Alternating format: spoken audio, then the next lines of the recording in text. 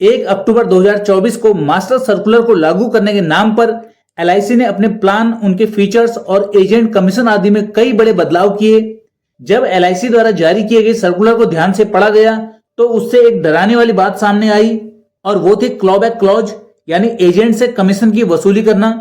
LIC एक ऐसा नियम बनाने की तैयारी में थी जिसके अंतर्गत अगर कोई पॉलिसी बिकने के बाद 5 वर्ष के अंदर सरेंडर हो जाती है तो एजेंट से उस पॉलिसी का कमीशन वापस लिया जाएगा। अभी तक के नियम के अनुसार एजेंट से कमीशन की वसूली सिर्फ तभी होती थी जब किसी पॉलिसी को पॉलिसी होल्डर द्वारा फ्री लुक पीरियड के दौरान कैंसिल कराया जाता था, और यदि policy holder free look period की अवधि में अपनी पॉलिसी को कैंसिल नहीं कराता था तो उसके बाद पॉलिसी होल्डर जब तक अपनी पॉलिसी में प्रीमियम का भुगतान करता था एजेंट को उस पर कमीशन मिलता रहता था। और अगर कुछ वर्षों तक पॉलिसी को चलाने के बाद पॉलिसी होल्डर द्वारा पॉलिसी सरेंडर की जाती थी तो उसके बाद एजेंट को उस पॉलिसी में आगे कोई कमीशन नहीं मिलता था, लेकिन उसे मिल चुका कमीशन उससे वापस नहीं लिया जाता था। लेकिन क्लॉबैक के लागू होने पर तो कमीशन पाने के लिए पॉलिसी सेल करके उसे मिनिमम 5 साल तक चलवाना भी होगा। यानी अब किसी पॉलिसी का कमीशन पाने के लिए सिर्फ पॉलिसी सेल करना ही काफी नहीं होगा, पॉलिसी सेल करने के बाद उसमें 5 वर्षों तक प्रीमियम जमा करवाना भी एजेंट की ही जिम्मेवारी होगी। क्लॉबैक क्लॉज का ये नया नियम लागू हो गया तो ये एजेंट के काम को पहले से कई गुना ज्यादा मुश्किल बना देगा।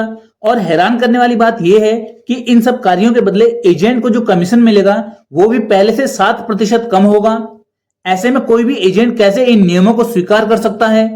इन नियमों को देखकर शक भी होता है कि कहीं ऐसे बेतुके नियमों को लाने का मकसद कुछ और तो नहीं। वैसे भी कोई भी एजेंट पॉलिसी सेल करके आज एलआईसी से कमीशन के पैसे लेगा और फिर उसे अपनी जरूरतों पर खर्च कर देगा और फिर 5 साल के अंदर एलआईसी पॉलिसी सरेंडर होने पर उसे इंश्योरेंस कमीशन रिकवरी का नोटिस देगी। अब एजेंट कमीशन के तौर पर लिए गए पैसे कहां से लौटाएगा? अगर एलआईसी सरेंडर हुई पॉलिसी का कमीशन एजेंट की दूसरी पॉलिसी के कमीशन से एडजस्ट करेगी तो एजेंट को एलआईसी के लिए काम करके सिवाय भागदौड़ और परेशानी के क्या मिलेगा? फिर एजेंट पॉलिसी सरेंडर की जिम्मेवारी अपने कंधों पर लेकर एलआईसी के लिए काम करेगा ही क्यों? इस क्लॉज पर जानकारी मिलने के बाद एजेंट असमंजस में है कि अब आगे क्या करें। एलआईसी के चेयरमैन भी इस क्लॉज के होने को स्वीकार कर चुके हैं और कह चुके हैं कि ये IRDAI के कहने पर डाला गया है। इसके साथ ही उन्होंने इसे अभी लागू न करवाने का मौखिक आश्वासन भी दिया है जिसका कोई महत्व नहीं है, खासकर तब जब सर्कुलर में इसे लागू करने को कहा गया है। अब एजेंट्स के मन में ये सवाल है कि क्या किया जाए। एजेंट्स की इच्छा है कि कोई आकर इसे रुकवाए, जबकि ऐसा कुछ भी होता नहीं दिख रहा। इसे लागू करने वाला यानी IRDAI ही इसे रुकवा सकता है, लेकिन IRDAI ऐसा क्यों करेगा? अगर उसे इस क्लॉज को हटवाना होता तो लाता ही क्यों? तो फिर इसका समाधान किसके पास है?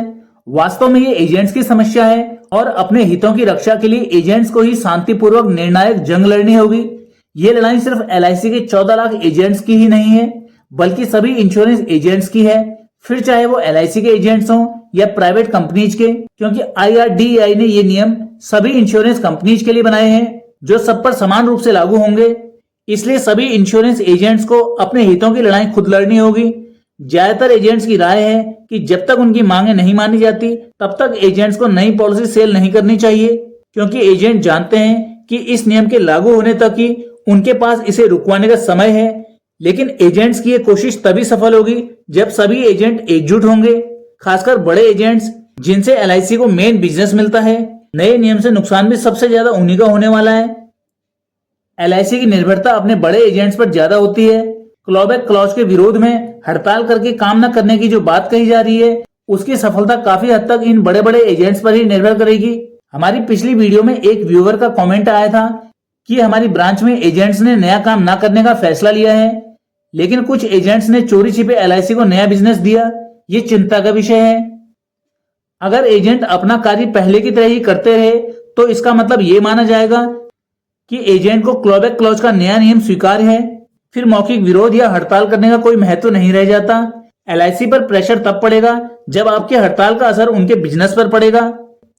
एजेंट्स को अपने छोटे फायदे के लिए अपना बड़ा नुकसान नहीं करना चाहिए। वैसे भी जब पॉलिसी सरेंडर होने पर बाद में आज कमाया कमीशन वापस लौटाना पड़ेगा तो चोरी छिपे की इन पॉलिसी का क्या फायदा? इस प्रकार आप खुद को और अपने साथियों को धोखा ना दें, वरना एजेंट ही एजेंट को हरा देगा। अगर एजेंट 2 हिस्सों में बंट गए तो फिर यह आंदोलन स्वतः ही कमजोर हो जाएगा, जिसकी कीमत हमारे लाखों एजेंट्स भाइयों को चुकानी पड़ेगी।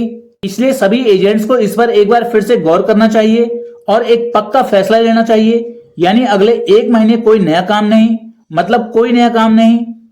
अब अगर ऐसे में एलआईसी अपने डीओस के माध्यम से आप पर काम के लिए प्रेशर बनाती है, तो आपको भी अपने डीओ पर प्रेशर बनाना चाहिए कि वो भी आपके इस आंदोलन में शामिल हो।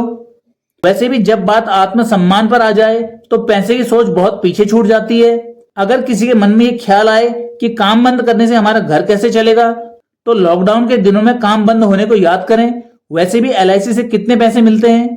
अधिकतर एजेंट्स तो संघर्ष भरे दिन ही देख रहे हैं, और जब कमीशन बाद में वापस लौटाना पड़ सकता है तो फिर ये कमीशन इनकम कहां? ये तो इंटरेस्ट फ्री लोन है। जैसा कि इंश्योरेंस एजेंट्स की राय है, अगर वो 1 से 3 महीने तक कमर कसकर क्लॉबैक क्लॉज के विरोध में कमीशन नहीं तो काम नहीं के नारे के साथ खड़े हो गए, तो फिर IRDAI या LIC क्या चट्टान को भी हिला सकते हैं। अगर एजेंट्स का योगदान बड़ा है तो उनका मेहनताना यानी कमीशन भी उसी के अनुसार होना चाहिए। दूसरे शब्दों में कहें तो जिसकी जितनी भागीदारी उसकी उतनी हिस्सेदारी। साथियों, कमेंट करें आपके इस विषय पर क्या राय है। आपकी हक की लड़ाई में हम अपनी वीडियोस के माध्यम से आपको सपोर्ट करते रहेंगे। वीडियो को अपने एजेंट साथियों तक शेयर करें ताकि आपके हितों की इस लड़ाई को सफल बनाने के लिए ज्यादा से ज्यादा एजेंट्स को एकजुट किया जा सके। वीडियो में दी गई जानकारी पसंद आने पर इसे लाइक करें। मिलते हैं अगली वीडियो में इसी तरह की कुछ नई जानकारियों के साथ। पूरा वीडियो देखने के लिए धन्यवाद।